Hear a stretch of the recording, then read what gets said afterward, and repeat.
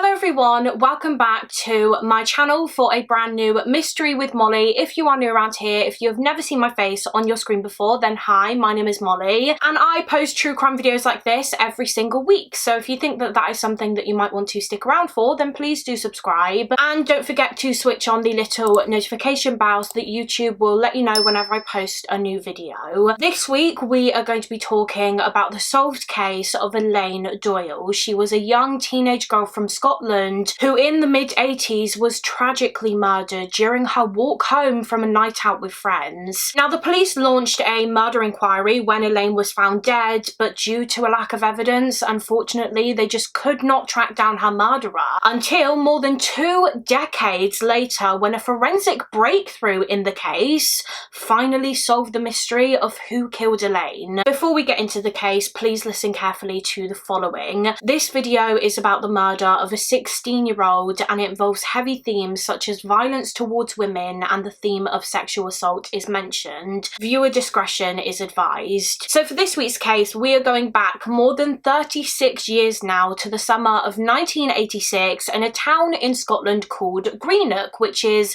about 25 miles west of Glasgow. Now I'm not sure what the area of Greenock is like today in 2022, but according to reports back then in the mid to late 80s, Greenock was not really considered one of the nicest areas in Scotland. Apparently there was quite a lot of criminal activity. There was a lot of drug use, antisocial behaviour, gang activity, violence, assault cases. It wasn't always the safest place to live. It didn't always have the best reputation. But one young girl that lived in Greenock was Elaine Doyle. She was 16 years old at the time that this case occurred in 1986, so she would have been born around the early 70s. I couldn't find Elaine's exact date of birth online, but she was born to parents Jack and Maureen Doyle, and Elaine was one of 2 children. She had an older brother named John who was about 5 to 6 years older than her, and the Doyle family lived together in a flat on Ardgowan Street in Greenock. There isn't really any information online about Elaine's childhood, so as far as I'm aware, she had a pretty good normal upbringing. She was close to her parents. Her older brother John described his little sister as being annoying but in a cute way, which I thought was really sweet. I feel like a lot of older siblings would describe their younger siblings in a similar sort of way. John did say that he and Elaine didn't always get on, you know, they would get on each other's nerves and bicker and argue sometimes, but I mean, what siblings don't? But as well as that, Elaine was also described as just being a very nice and bubbly young girl. She was very popular. She had a lot of friends who she enjoyed going out with often. She was very much a typical teenager in that sense. Elaine had a job. She worked at a jewellery store in Greenock, which she enjoyed, and Elaine was happy. She was a happy teenager who,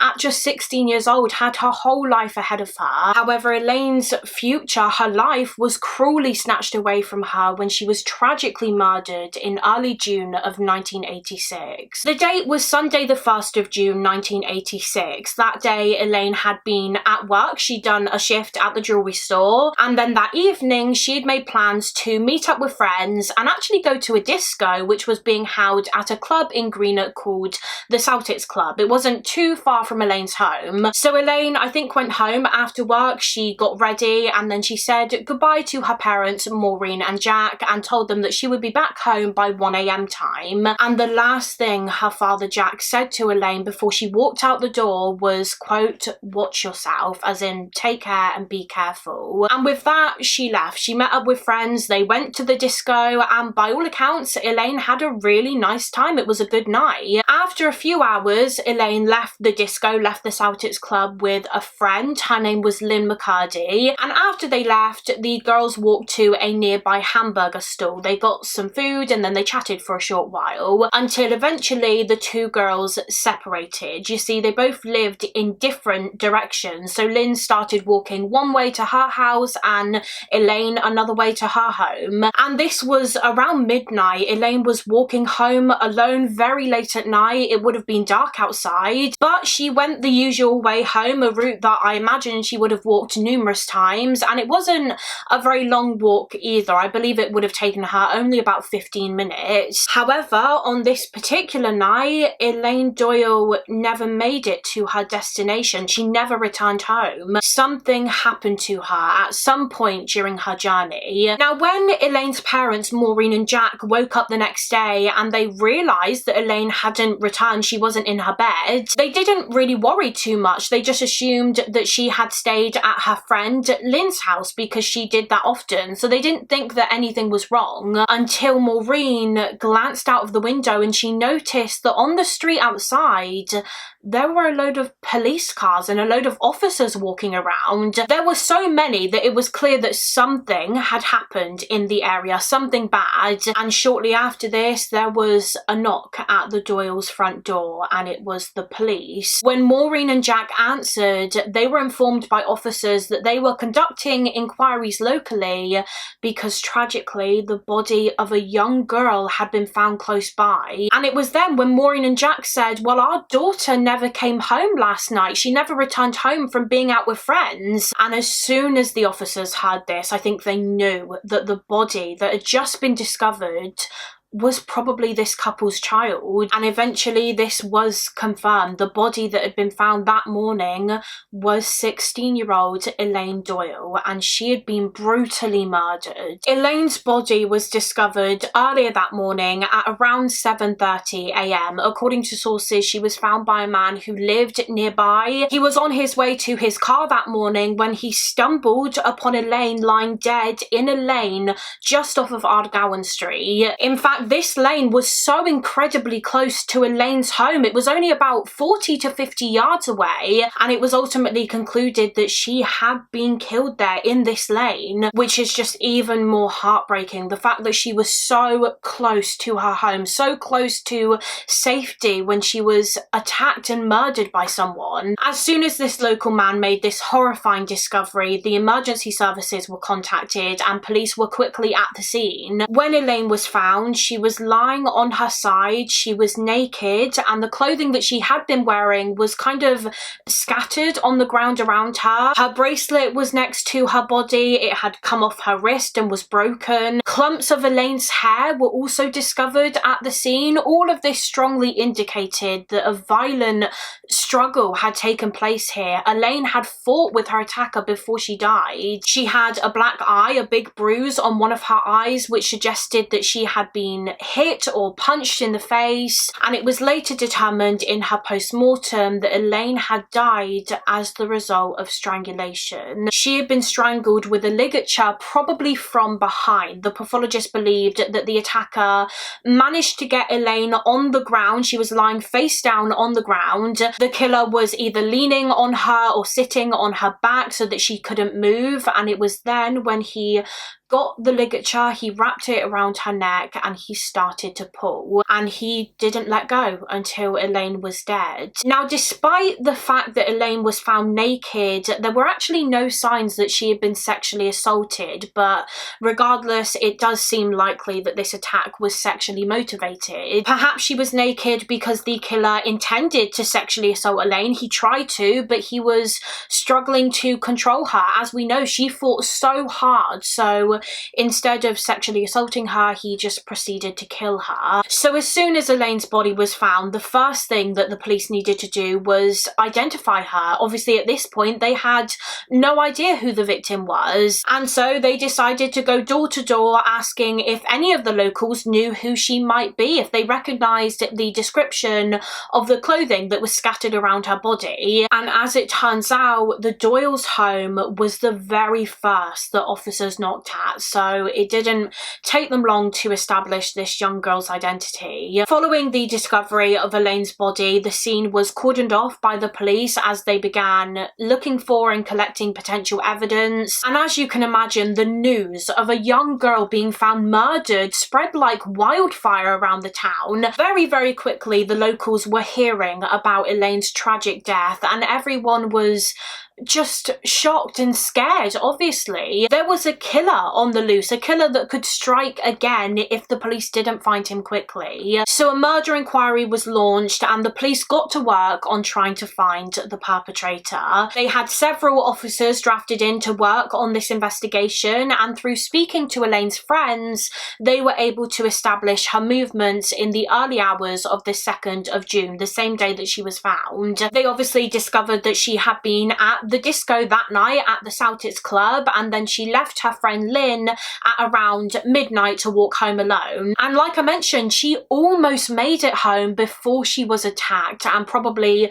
dragged into that lane by her killer. So now that they knew the route that Elaine had taken that night, this became the focal point of the investigation. They immediately began searching along this route, trying to see if they could find anything, any evidence, and they were also conducting door-to-door inquiries as well. They were asking everyone who lived along the route for their contact details in case the police wanted to get in touch with them later on down the line, and they also asked the residents if they had seen or heard anything suspicious on the night that Elaine died. And there was one witness who came forward, a young girl who lived in the area, and she said that at around 12:40 a.m. that night she heard the sound of someone screaming. So police thought that this may have been Elaine. She started screaming when the attack started. Elaine's case was very quickly reported about in the news. The local newspaper was reporting on the case constantly, and it wasn't long before the police launched an appeal. They appealed to the public, obviously in the hopes that people who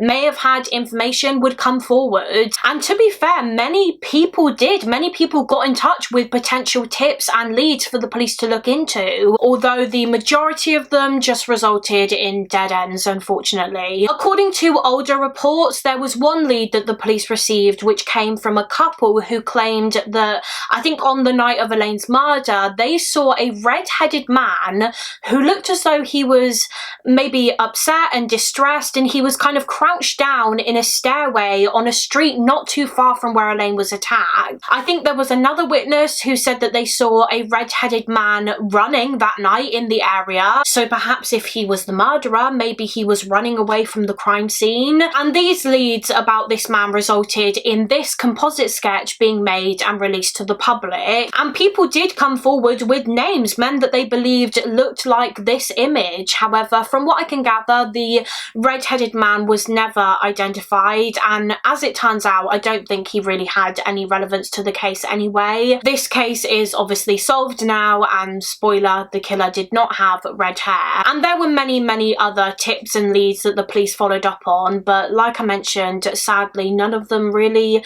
led the police anywhere. It was just dead end after dead end. But then, just a week after Elaine was killed, a piece of evidence in the case was found. It was actually Elaine's handbag. Her handbag that she took to the disco with her that night was not found at the crime scene in the lane alongside her body and her clothing, so it seemed as though the killer had stolen it. However, a week after her death, the handbag was found. Bizarrely, it was actually discovered on fire on some steps outside of a library in Ardgowan Square in Greenock. Now, the police never traced the individual that did this, that left Elaine's handbag there and set it on fire, but of course it seemed likely that it was the killer. He had probably done that in an attempt to destroy evidence. But what I find interesting is the fact that he did it so publicly. He didn't burn his victim's handbag in the privacy of his own home or, you know, down a quiet alleyway or something. He literally did it just outside of a public library. It baffles me that no one saw him do it, to be honest. As far as I'm aware, no one saw him anyway. The fact that he did it so publicly, though, almost suggests to me that he was trying to send a message. He was trying to send a message to the police like, you're never gonna catch me. I can literally burn my victim's belongings outside in a public place and you still can't find me. It was like he was mocking and taunting the police and he felt invincible. This also seems to suggest that the killer was probably a local. After Elaine's death, many people theorized that maybe her murderer was someone that was just passing through the town that night, which is why they hadn't been traced. Maybe they were a lorry driver or something. But I mean, the fact that her handbag handbag was found not far from the crime scene on fire a week later indicates that no, her killer had to be someone that lived nearby, unless he travelled back to the area literally just to burn her handbag. It's possible, but kind of seems unlikely. Or maybe it wasn't the killer who burned the handbag after all. Maybe the killer did take it after the murder, but he dumped it elsewhere and another person found it. Maybe that person realised that it was Elaine Doyle's handbag. Perhaps she had ID in there or something, and when they saw her case all over the news, they panicked and decided that instead of handing it into the police, they were going to burn it because they, I don't know, might have been worried about how it looked, who knows. Now, due to the severity of this investigation, eventually Elaine's case was handed over to the Serious Crime Squad. This was too big a case for just the local police to look into on their own. However, despite this, gradually Elaine's case started to go cold. Over 4,500 statements had been taken. The police had conducted door-to-door inquiries at so many homes. Again, there were several tips and leads. They had interviewed countless men, but despite the police's best efforts, they just could not find the man responsible for Elaine's horrific murder. Soon days turned into weeks, weeks turned into months, and months turned into years, and there was really no development in the case at all. No answers for the friends and family, and no justice for 16-year-old Elaine. But I don't think people ever forgot about what happened to Elaine. Her case was still reported about in the local newspaper. Obviously, as time went by, the amount that it was reported on did decrease, but still, I think on the anniversary of her death, every single year, there was a new article in the local newspaper about her murder, just to try and keep her case in people's minds, so that if someone did have any information, they might consider getting in contact with the police about it. But yeah, like I said, gradually this case did start to go cold. I don't believe it was ever really considered a cold case by the police. Like, they never officially closed the investigation into Elaine's murder, but as does happen over time, other newer cases started to take priority. So less and less police officers and detectives were working on it. It seemed as though this evil killer, whoever he was, really had gotten away with it. He'd gotten away with the murder of a child. He was even free to kill again if he wanted to. Around the 25th anniversary of Elaine's death in 2011/2012, the investigation into this case was reopened as part of a cold case review. It was called Operation Evergreen. New detectives were assigned to the case, and they were hopeful that now, 25 years after the crime, they might finally be able to identify Elaine's murderer using DNA and forensic technology, which they didn't have back then. Obviously, Elaine was killed in the 80s when forensic science was barely a thing. It was in its very, very, very early stages. So unfortunately, it wasn't useful in this investigation at the time. But when Elaine's body was found, tapings and samples were collected from her body just in case they would prove useful in years to come. They had just been kept sealed and in storage all this time. So by the early 2010s, the case was reopened, and detectives decided that they were going to take these tapings and samples out of storage and send them off for testing. The hope was, of course, that scientists would be able to find the killer's DNA on them after all these years, and unbelievably, they did. Scientists were able to detect traces of unidentified male DNA on tapings taken from Elaine's body. The police obviously believed that this male DNA had come from the perpetrator. As you can imagine, this was an absolutely huge breakthrough in the case. This was the biggest piece of evidence that they had ever obtained in the investigation, and it didn't come until more than 2 decades after the crime. So as soon as they had this male DNA profile, the police submitted it onto the National DNA Database. But as it turns out, there was no match on there, which meant that Elaine's killer had either never committed any other crime, or at least he'd never been caught and arrested for any of his crimes. So following this setback, the police then decided to basically go through everything again. They were going to try and track down all of the men that had ever been involved in the investigation all those years ago in the 80s. So anyone who was ever considered a suspect or a person of interest in the initial inquiry, they were going to track them down and ask them for their DNA so that their DNA sample could be compared against that of the killers to see if anyone was a match. Of course, this was an enormous task for the team because it was 20 plus years later, so finding all of these men was going to be difficult. Some of them may have moved away from the area, some of them may have even been dead by this point, so yeah, this was a big job. But I think at first they were going to test the men that still lived locally just because that was easier, and then if none of them were a match, they would start looking further afield. So they were tracking them down, going to each man one by one, asking them for their DNA, and then sending it off to the lab for examination. And in May of 2012, would you believe it? They had a hit. They had a match. One of the local men that they tested came back as a match to the male DNA that was found on Elaine Doyle's dead body. And the match was to a man named John Doherty. Now, just for a little bit of information about John, by this point, by 2012, he was aged around his late 40s, I believe, and he would have been 21 years old at the time of Elaine's murder in 1986. So he was about 5 years older than her, although they didn't know each other. I believe I read that John Doherty went to school with Elaine's older brother, but John and Elaine did not know each other. They weren't friends or anything. But anyway, by 2012, he was in his late 40s. He was married, I believe. He had a wife. He was a father of one. He was still living in Scotland. He'd lived there all his life. He worked as a bus driver for the local council. He had no criminal record. He'd never been arrested before for anything. He really just seemed like a very normal, nice family man. However, DNA evidence now indicated to the detectives that John Doherty was in fact a cold-blooded killer, a killer who had escaped capture for more than 2 decades. But let's go back to that fateful night in early June of 1986. Now, it turns out that John Doherty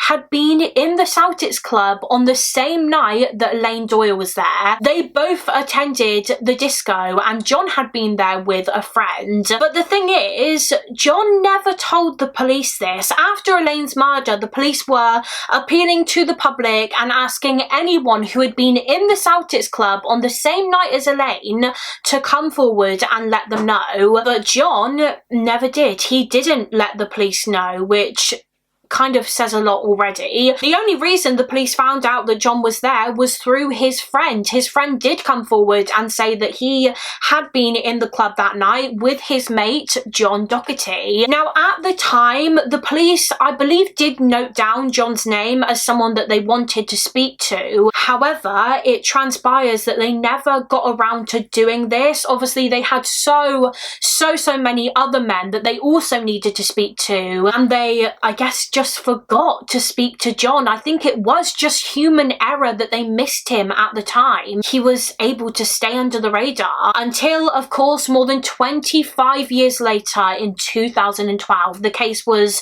reopened and the police came across his name in the cold case file. By this point, they had the killer's DNA, and they were obviously going to all of the men who were of interest in the investigation back in the late 80s and asking them for their DNA. And because he was at the Celtic Club that night, John Doherty was one of those men. So they found out his address, and in May of 2012, officers knocked on his door and asked him for a voluntary DNA sample. And he was cooperative. He gave over his DNA. So at that point, he didn't raise any suspicion or anything. But as we know, when his DNA was sent off for examination, it was a match. It matched the male DNA from Elaine Doyle's body. In fact, it was determined that the chances of the male DNA on Elaine's body not being John Doherty's was 1 billion to 1. So after the match was made, John Doherty was brought to the police station for questioning, and he completely denied it. He protested his innocence and said that he had absolutely nothing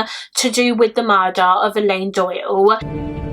What do you know about the murder of Elaine Doyle? Nothing. Nothing other than what I've read. Tell me what you've read. Local newspapers, young girl, night out, murdered on the way home.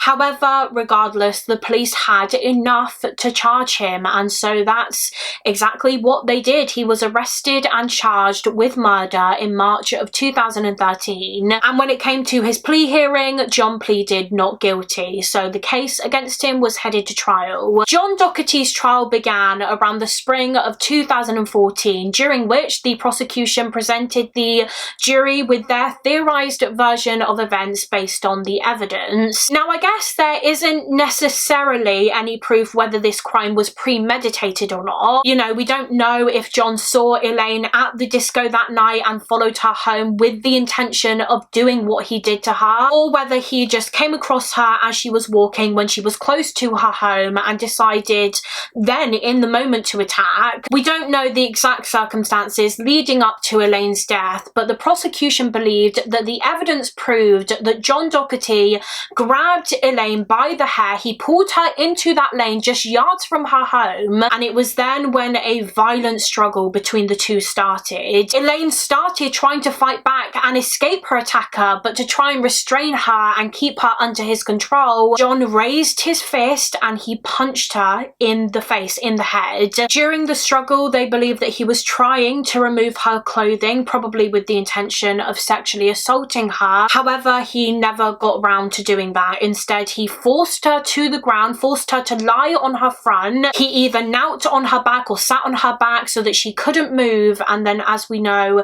he strangled her from behind with a ligature. And when Elaine was dead, he just got up and walked away. He just left, and her body was found the next morning. Just as a side note, I don't believe it's actually known to this day whether or not John Doherty was the one who set Elaine's handbag on fire a week later outside of that library. I couldn't find any information on whether or not the police could prove that he did that, so yeah, I don't know if he did. Surely he must have been the one who took her handbag from the scene though, because she had it with her that night and it was gone when her body was found. So like I said earlier, maybe he took it, he dumped it somewhere else and someone else found it and burned it, or maybe he was the one who burnt it all along, who knows. But yeah, that was the prosecution's version of events, and it wasn't actually just the DNA evidence that they presented to the jury which linked John Doherty to the crime. They also had an eyewitness. Now, in court documents, this eyewitness is called Mr. B. I don't know his real name, so for the purposes of this video,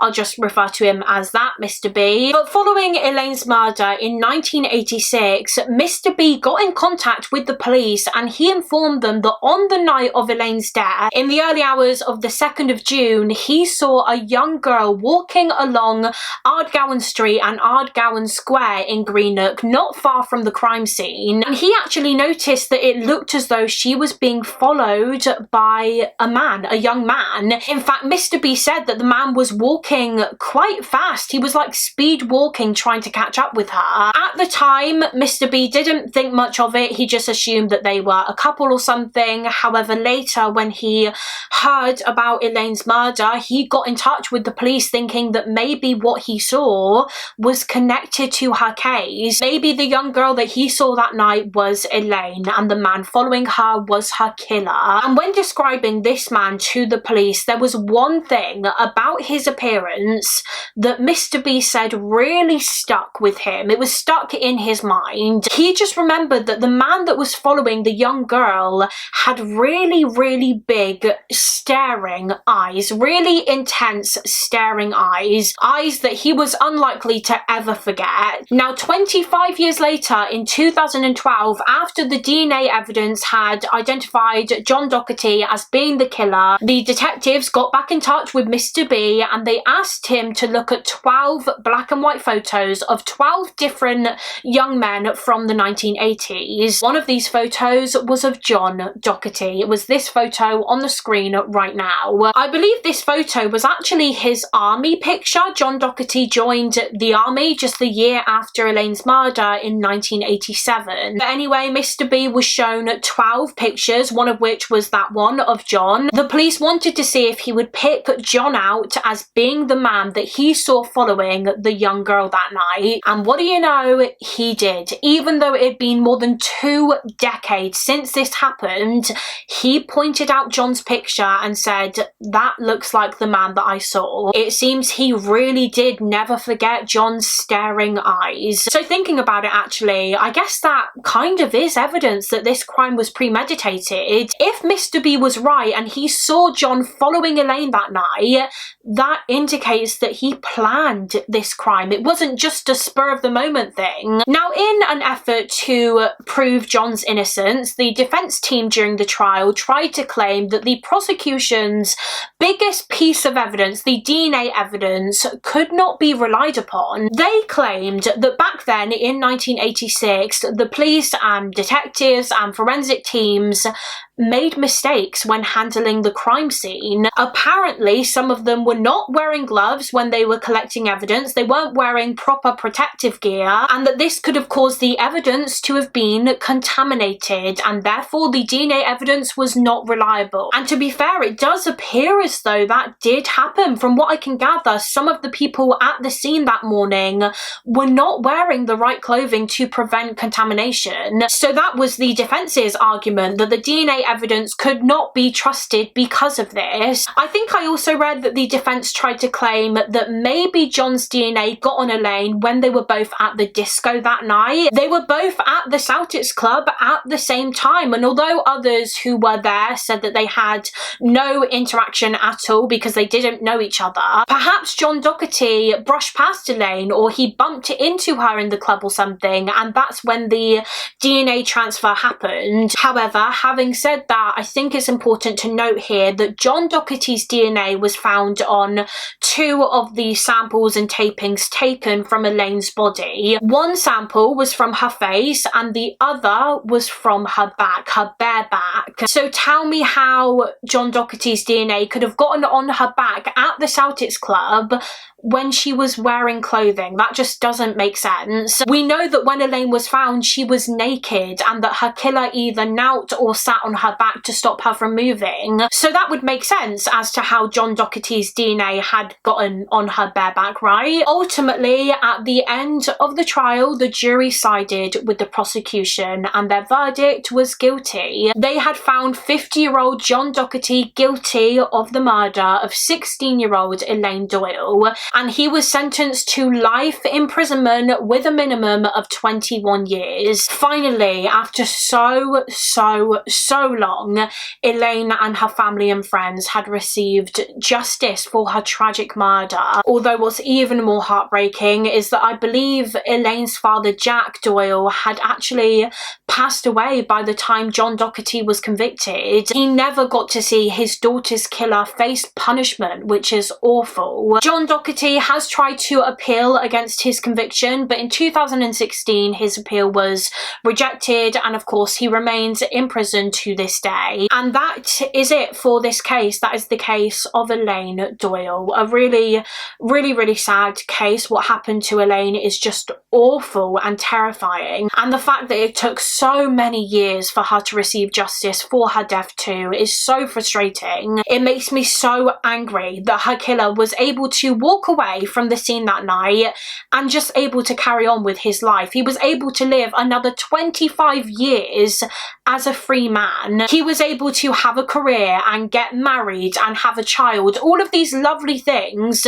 that he had stolen from Elaine. She was a 16-year-old girl with her whole life ahead of her, and he took away all of those opportunities and experiences that she could have had. But yeah, that is it for this case. As always, please do let me know your thoughts and opinions on the case in the comments. I want to hear what you guys think. Also, feel free to let me know of any other cases that you would like to see me cover on this channel. Please do give this video a thumbs up and subscribe if you haven't already, and I will see you again next week for another mystery with Molly. Bye!